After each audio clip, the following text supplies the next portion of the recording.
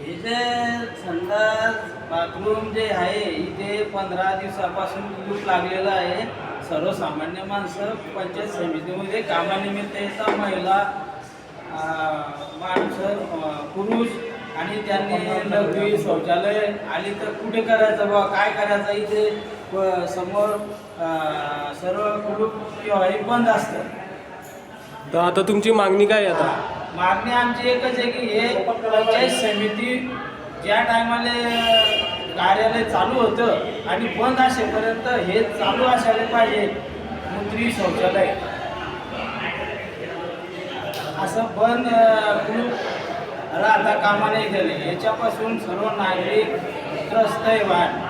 काही काही वयोवृद्ध नागरिक तालुक्यावर येतात, अपंग व्यक्ती येतात. आता हे 2 भाऊ अपंग आहे माझे सोबत आलेले कामानिमित्त.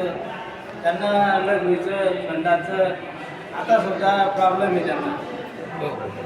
हे लवकरात लवकर कुलूप उघडण्यात यावं. कायम स्वरूपी ते पंचायत समितीच्या कामकाजाच्या वेळेमध्ये ते चालू ठेवण्यात यावं.